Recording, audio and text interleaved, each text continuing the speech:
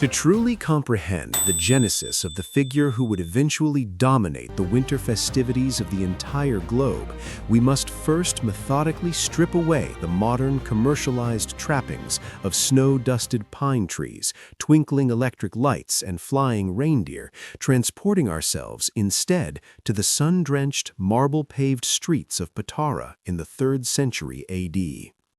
Located on the southern coast of what is now Turkey, in the prosperous and strategically vital Roman province of Lycia, Patara was not merely a provincial town, but a thriving maritime metropolis where Greek culture, Roman administration, and ancient Lycian tradition intertwined, creating a cosmopolitan environment of trade, philosophy, and immense concentrated wealth.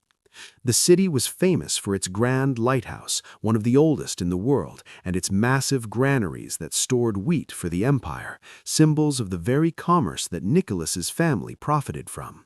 It was here, around the year 270 AD, that Nicholas was born, not into a humble manger or a magical snowbound workshop at the top of the world, into the lap of aristocratic luxury and significant social influence. His parents, whom tradition often names Epiphanius and Johanna, were devout Christians living in a time of relative peace and tolerance known as the Little Peace of the Church, before the great persecutions began. They were members of the city's elite ruling class, possessing substantial holdings in agricultural land and maritime trade routes that spanned the breadth of the Mediterranean. However, the golden haze of Nicholas's privileged childhood was abruptly and brutally severed by the arrival of a catastrophic epidemic. Historians often point to a resurgence of the plague of Cyprian, a terrifying hemorrhagic fever that turned the bustling, orderly streets of the empire into open morgues filled with the stench of decay and the cries of the bereaved. The plague did not discriminate between slave and master. In a terrifyingly short span of time, it claimed the lives of both his mother and father, leaving the young Nicholas as the sole inheritor of a vast accumulated family fortune in a city that was paralyzed by fear, death, and economic uncertainty. At this critical juncture, most young Roman heirs faced with such devastating tragedy would have retreated into the safety of their country estates, hoarding their gold to insulate themselves from the economic collapse and social instability that inevitably followed such widespread plagues. They would have used their wealth to buy political favor or hedonistic oblivion. Nicholas, however, was gripped by a radical, countercultural religious fervor that rejected material security in favor of spiritual obedience. He took the scriptural admonition to sell what you own and give the money to the poor with a literal, uncompromising seriousness that shocked his pragmatic peers and legal guardians. He did not merely tithe a respectable percentage, he systematically liquidated his inheritance, converting acres of fertile vineyards, bustling warehouses, and accumulated ancestral treasures into liquid capital, which he then poured directly into the hands of the sick, the dying, and the destitute of Patara. This was not the whimsical, magical gift-giving of a cheerful elf. It was the desperate, gritty, and purposeful charity of a young man trying to heal a broken world with his own substance, establishing the foundational historical truth that the real Santa Claus began as a man who viewed his wealth not as a reward, but as a tool for social justice in a crumbling empire.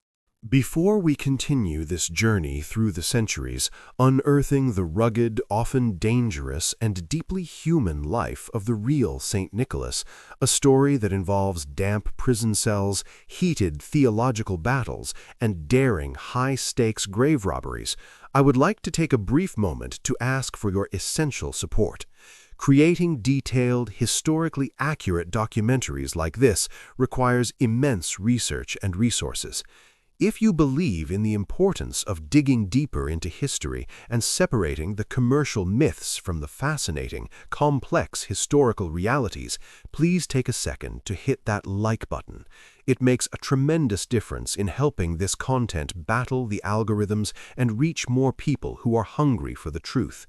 Make sure you are subscribed to the channel and have clicked the bell icon so you never miss one of our deep dive documentaries that explore the hidden corners of the past. Also, if you know anyone who loves history, Christmas lore, or has always wondered about the true origin of Santa Claus, please share this video with them. Your engagement is the fuel that allows our team to continue this rigorous research and production. The narrative now descends into the specific, harsh social realities of the 3rd century Roman world to examine the most famous and enduring legend associated with Nicholas, a story that serves as the bedrock of his reputation as a gift-giver. While often told today as a sanitized fairy tale, the story of the 3 impoverished daughters is rooted in the harsh economic cruelty of the ancient Mediterranean, where a woman's social worth and future safety were inextricably tied to her dowry, the financial transfer required to secure a marriage alliance. In Patara, a neighbor of Nicholas, once a man of status and means, had fallen into absolute destitution, likely a victim of the same economic crises and trade disruptions that plagued the region during the crisis of the 3rd century. The shame of poverty in Roman society was crushing. To lose one's status was to become invisible. Facing starvation, social erasure, and total insolvency, and lacking the funds to marry off his 3 daughters, the father was pushed to a precipice of unthinkable despair. He resolved to sell his children into slavery or prostitution, a grim survival mechanism that was tragically common for the insolvent poor of the empire, who had no other collateral. This was not a villainous act in the context of the time, but a horrific act of desperation to ensure they would at least be fed. When Nicholas learned of this impending horror, his response was immediate but calculatedly stealthy.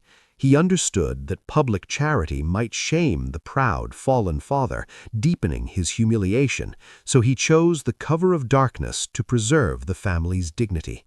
The legend recounts that on 3 separate nights, Nicholas crept through the shadows of the city streets, avoiding the night watch, to the family's modest dwelling. He tossed a bag of gold, sufficient for one daughter's dowry, through an open window.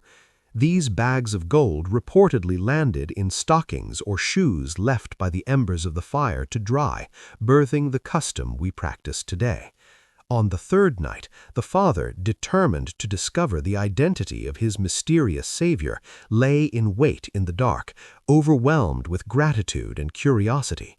When the 3rd bag of gold clinked against the floor, he chased after the fleeing figure and caught Nicholas by his cloak. The young philanthropist, terrified of public adulation and the spiritual danger of pride, made the father swear on the scriptures to keep his identity a strict secret, insisting that all glory belonged to God alone. This episode is critical not just for the mechanics of stocking stuffing, but because it established the moral archetype of the secret benefactor, a figure who intervenes in the lives of the vulnerable to restore dignity and prevent exploitation, operating in the shadows without expectation of reward or recognition. Following his acts of radical, self-effacing charity in Patara, Nicholas found that his unwanted reputation for holiness was beginning to spread throughout the province, threatening the life of quiet contemplation and anonymity he so desperately desired. In a bid to escape the local acclaim and the pressures of his social station, he fled to the nearby metropolis of Myra, the bustling provincial capital of Lycia, intending to vanish into the crowds and live as a simple monk or hermit. However, he walked unknowingly into a divine trap that would alter the course of his life. The clergy of Myra were in the midst of a contentious, high-stakes conclave to elect a new bishop, the previous leader having recently died, leaving a power vacuum. The assembly was deadlocked, split by internal factions and unable to agree on a candidate who could unify the church in such turbulent times. Tradition holds that a senior bishop received a divine premonition or a clear voice in a dream, instructing him to watch the church doors at dawn and to consecrate the very first man named Nicholas who entered to pray. Unaware that his fate had been sealed by a vision, Nicholas entered the church early the next morning for his private devotions, seeking only silence and communion with God. He was immediately intercepted by the expectant clergy, who asked his name. When he whispered, "I am Nicholas, a sinner and your servant," he was seized, acclaimed by the people who saw the hand of providence in his timely arrival, and forcibly consecrated as the Bishop of Myra. It was in this early period of his episcopacy that the warrior saint emerged, a figure far removed from the gentle grandfather of modern lore. Lycia was still heavily influenced by the cult of Artemis, Diana, the goddess of the hunt and wild nature. Just outside the city walls stood a magnificent ancient temple dedicated to the goddess, guarded by a massive sacred cypress tree that the locals feared was inhabited by a demon who demanded sacrifices. While other Christians were too terrified to approach, Nicholas, armed with spiritual zeal and a physical axe, marched to the sanctuary. In a dramatic confrontation that would be immortalized in Byzantine art, he personally chopped down the sacred tree and oversaw the demolition of the temple. Legend dictates that as the tree fell, a piercing shriek was heard from its branches as the evil spirit fled, signaling the triumph of the new faith over the old shadows. This act proved that the boy bishop possessed an iron will and a militant intolerance for what he saw as spiritual bondage, setting the stage for his leadership through the darker days that were fast approaching. We must now completely dismantle the soft, jovial image of the modern Santa Claus and confront the brutal, bloody physical reality of the man who lived through the Great Persecution. In 303 AD, the Emperor Diocletian issued a series of crushing edicts that initiated the most systematic and violent attempt to eradicate Christianity in the history of the Roman Empire. It was a time of terror. Churches were leveled to the ground, scriptures were confiscated and burned in public squares, and clergy were hunted down with ruthless efficiency. Bishop Nicholas, as a high-profile leader in a provincial capital, was a primary target for the imperial authorities. He was arrested, stripped of his dignity, and thrown into a crowded Roman dungeon where he would languish for years in squalor. This was not merely house arrest, it was a descent into hell. The Roman prison system was not designed for rehabilitation, but for holding prisoners before execution, or as a form of torture in itself. Dark, airless, and disease-ridden. Historical accounts and later forensic evidence suggest he was subjected to the Red Martyrdom, torture designed to break the spirit by destroying the body without granting the release of death. He was likely scourged with lead-tipped whips, racked until his joints dislocated, and burned with hot irons. His bones were broken and allowed to heal poorly. He suffered from starvation, thirst, and the psychological trauma of hearing his fellow Christians being executed in the arena. Yet Nicholas refused to renounce his faith or offer incense to the genius of the emperor. He became what the early church called a confessor, one who had suffered the passion of Christ in their own flesh, but survived to bear witness. When we imagine the real Saint Nicholas, we should not picture a fat man in velvet, but a gaunt, scarred survivor with a broken nose, matted hair, and crippled joints, sitting in the damp, suffocating darkness of a cell, listening to the screams of the dying, his unyielding faith serving as the only light in a world gone mad with bloodlust. The narrative arc of Nicholas's life intersects with the pivot point of Western history, with the rise of Emperor Constantine, who defeated his rivals, unified the empire, and issued the Edict of Milan, legalizing Christianity. Nicholas was released from prison, emerging from the darkness as a living martyr, his body a map of the tortures he had endured. In 325 AD, he answered the emperor's summons to the First Council of Nicaea, a gathering of over 300 bishops intended to unify the church and the empire under one creed. This was the most significant diplomatic and theological meeting of the age, and Nicholas was there, rubbing shoulders with other survivors of the persecution from across the known world. Ancient chroniclers describe the council not just as a debate, but as a parade of heroes. Many bishops were missing eyes, hands, or limped from severed hamstrings, creating a stark, haunting visual contrast with the silk and gold of the imperial court. At Nicaea, the primary conflict was the Arian controversy, a fierce dispute over whether Jesus Christ was truly divine and co-eternal with God the Father, or a created being, a demigod of sorts, as the presbyter Arius contended. This was not a minor disagreement, it was a battle for the very nature of salvation. For Nicholas, this was not an abstract academic puzzle to be solved with rhetoric, it was the very truth for which he had bled and starved in the dungeons of Myra.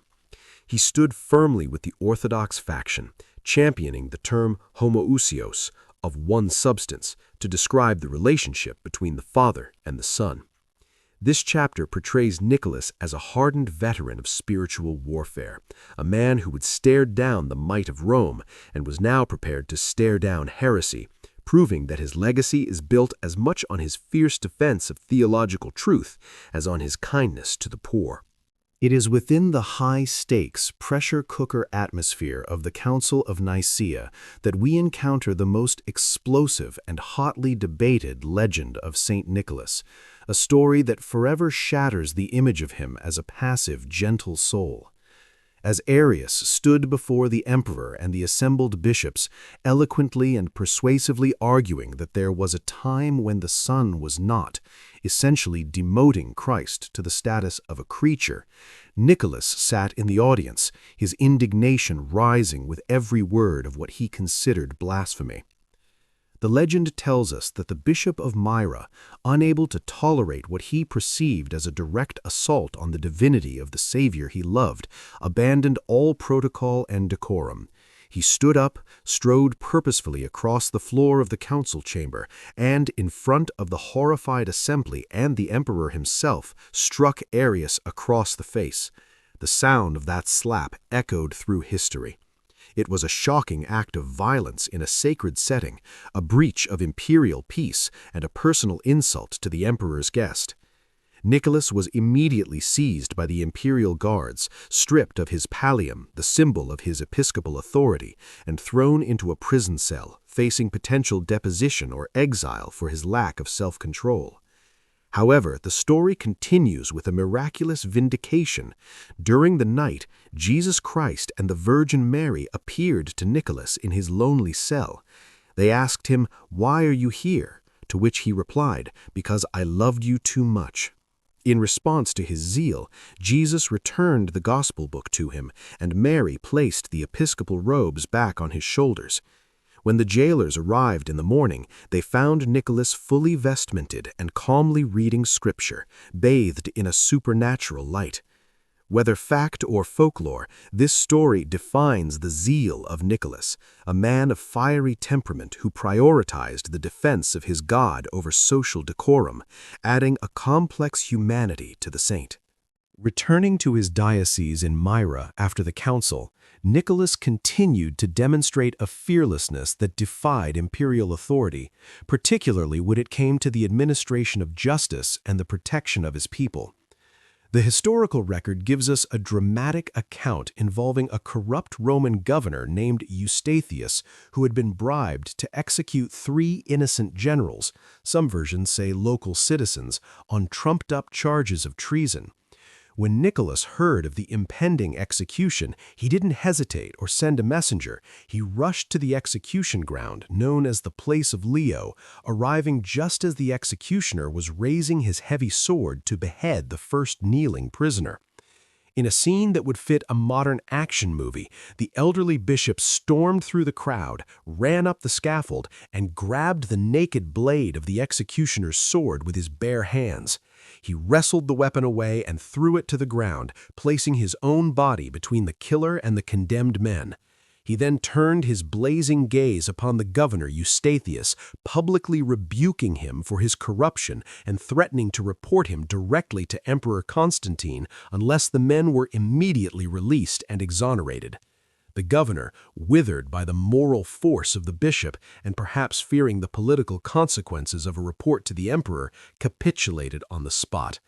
This event cemented Nicholas's reputation as the protector of the innocent, a shepherd who would literally risk his life to stop the state from devouring the weak, proving that his sanctity was active, muscular, and deeply involved in the grit of earthly justice. Long before the myths of flying reindeer took hold in the popular imagination, Nicholas was already celebrated as a supernatural traveler, though his domain was the treacherous expanse of the sea rather than the night sky. As the bishop of a major port city, his authority extended beyond the church and into the logistics of survival. One of the most compelling narratives involves the miracle of the grain ships. During a catastrophic famine in Lycia, where people were reduced to eating roots and grass, an imperial fleet from Alexandria, laden with wheat for the capital Constantinople, anchored in Myra's harbor to wait out a storm. Nicholas went down to the docks, the smell of salt and desperation in the air, and commanded the captains to offload a portion of the grain for his starving people. The captains refused, terrified of the emperor's wrath if the cargo was found light upon arrival, as every bushel was weighed and accounted for by the imperial bureaucracy. Nicholas promised them in the name of God that if they shared the grain, the weight in the hold would not diminish. Trusting the holy bishop, they unloaded enough wheat to feed the entire city for 2 years and provide seed for planting. When the fleet arrived in Constantinople and the officials weighed the cargo, it was found to be exactly the same weight as when it left Egypt. This miracle, along with his ability to calm storms and save sailors, solidified his status as the patron saint of seafarers. To this day, in the Greek and Russian traditions, he is often depicted holding a ship, the admiral of the saints, who commands both the wind and the economy of the empire to save the vulnerable. As the cult of Saint Nicholas moved into the darker, more superstitious era of the Middle Ages, the folklore surrounding him took a turn into the macabre, solidifying his role as the absolute protector of children. We delve into the gruesome Pickled Children legend, where Nicholas resurrects 3 murdered students from a brine tub, a story that speaks to the medieval fear of famine and cannibalism. But another story, equally poignant, highlights his reach across enemy lines, the legend of the kidnapped boy. The story recounts that a young boy named Basilios, or Adeodatus, was snatched from Myra by a raiding party of Saracens, or Arabs, and taken to Crete to serve as a cupbearer for a foreign emir. Back in Myra, his grief-stricken parents prayed to Nicholas on his feast day, setting a place for their missing son at the dinner table. Thousands of miles away in the emir's palace, as the boy was pouring wine into a golden cup, a terrifying whirlwind suddenly descended. In front of the emir's eyes, the unseen hand of Saint Nicholas snatched the boy by the hair, lifting him into the air. He was flown across the Mediterranean Sea in an instant and deposited in the courtyard of his parents' church in Myra, still holding the emir's golden cup. These stories, blending the horrific with the miraculous, marked the transition where the historical bishop began to merge with the wonder-working, almost magical figure of legend, capable of reversing death and crossing geopolitical borders to bring children home. Nicholas died peacefully in Myra around 343 AD, bringing to a close a life of extraordinary service and struggle. But his death was merely the beginning of his ascent to global ubiquity. He was buried in a marble sarcophagus in the Cathedral of Myra, and almost immediately his tomb became a locus of divine power. It began to exude a clear, sweet-smelling, watery liquid, which the locals called manna or myrrh. This substance was believed to possess potent medicinal and spiritual properties, capable of curing the blind, the lame, and the sick. His reputation for justice was so potent that even his image could enforce the truth, as illustrated in the legend of the dishonest Christian. A man who had borrowed money from a Jew swore a false oath before the icon of Saint Nicholas that he had returned it, using a hollowed-out staff to hide the gold and deceive the lender. As he left the church, satisfied with his trickery, he was struck down by a wagon and killed, and the staff broke open, revealing the stolen gold. The lender, seeing the power of the saint, refused to take the money unless Nicholas restored the liar to life. Nicholas obliged, resurrecting the man to give him a second chance at repentance. This story reinforced the idea that Nicholas was not just a giver of gifts, but a fearsome judge of truth, a trait that would later evolve into the naughty or nice list. The economic and spiritual importance of his tomb made Myra a strategic asset, and the manna served as the literal fluid that carried his name across the arteries of the medieval world. The immense value of Nicholas's relics eventually led to one of the most audacious and dramatic heists in medieval history, an event celebrated in Italy as the Translation. By the late 11th century, the Byzantine Empire was crumbling under the relentless expansion of the Seljuk Turks, and the city of Myra was effectively left undefended. This geopolitical chaos provided the perfect pretext for Italian merchants who coveted the prestige and economic boom that came with owning a major saint. In 1087, sailors from the city of Bari, Italy, resolved to beat their Venetian rivals to the prize. They launched a covert expedition to Myra, posing as merchants. Upon arrival, they stormed the church, subdued the handful of Greek monks guarding the shrine, and used iron bars and hammers to smash open the ancient marble sarcophagus. The chronicle describes the frantic scene, the smell of the manna filling the air, the sailors hurriedly scooping up the holy bones and wrapping them in silk tunics, and their desperate sprint back to the ships before the local Muslim rulers or the enraged Christian population could intercept them. They successfully sailed back to Bari, where they were greeted as heroes. A massive basilica was built to house the stolen bones, effectively shifting the center of the Nicholas cult from the Greek East to the Latin West. This theft was the pivotal moment that embedded Nicholas deeply into Western European culture, ensuring his survival even as the East fell to the Ottomans. In the modern era, the mists of legend have been parted by the precision of science, allowing us to look into the actual face of the man who became Santa Claus.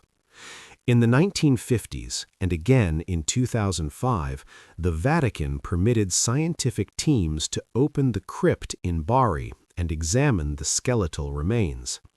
The forensic anthropological analysis yielded fascinating results that ground the legend in biological reality. The skeleton belongs to a male who died in his 70s, standing approximately 5 feet 6 inches tall, average for his time, but short by ours. He had a robust, athletic build, consistent with a life of activity. Most poignantly, the skull revealed a severely broken nose that had healed asymmetrically, a permanent disfigurement that likely dates back to the beatings he endured during the Diocletian persecution. Based on this data, facial reconstruction artists have created a portrait of the real saint, not a rosy-cheeked, blue-eyed Northern European, but an olive-skinned Greek man with deep brown eyes, a white beard, and a face that bears the rugged marks of suffering and defiance. This scientific revelation provides a stark, moving contrast to the commercial icon. It reminds us that the source of the holiday cheer was a real human being who bled and broke for his beliefs, a man of grit rather than just glitter. The survival of Saint Nicholas through the cultural upheaval of the Protestant Reformation is a testament to the unshakable love the common people held for him. When the Reformation swept through Northern Europe in the 16th century, the veneration of saints was aggressively suppressed, statues were smashed, feast days were canceled, and the focus shifted entirely to Jesus. Yet while other saints faded into obscurity, Nicholas refused to leave the cultural imagination, particularly in the Netherlands. There he evolved into Sinterklaas. The The Dutch Protestants stripped him of the more overt Catholic worship, but kept the figure himself. Sinterklaas retained the red bishop's mitre and the pastoral staff, but his backstory was reimagined. He now lived in Spain, a nod to the Spanish Habsburg rule over the Netherlands, and arrived by steamship.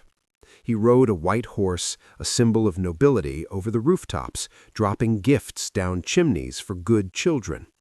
He was also joined by a controversial helper figure, Zwarte Piet, Black Peter, who took on the role of the disciplinarian, allowing Sinterklaas to remain a purely benevolent grandfather figure.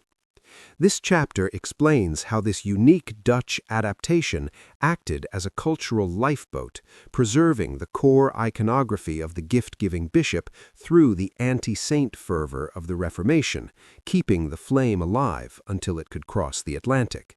The final metamorphosis from the Dutch Sinterklaas to the American Santa Claus is a fascinating study in literary invention and the melting pot of American culture. When Dutch settlers brought the tradition to New Amsterdam, which became New York, the figure of Sinterklaas piqued the interest of the city's English-speaking intellectuals.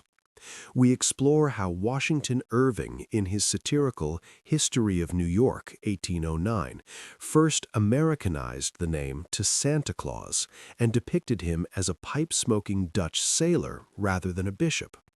However, the true turning point came in 1822, when Clement Clarke Moore wrote a poem for his children titled A Visit from Saint Nicholas, now known as The Night Before Christmas. Moore radically rewrote the mythology. He replaced the white horse with 8 flying reindeer, giving them names, shrank the bishop to a right jolly old elf, and shifted the gift-giving from December 6th to Christmas Eve. Later in the 19th century, the political cartoonist Thomas Nast completed the visual transformation. During the Civil War era, Nast drew Santa not in robes but in a red suit with white fur trim, gave him a workshop at the North Pole, a politically neutral location, and popularized the idea of the naughty and nice list.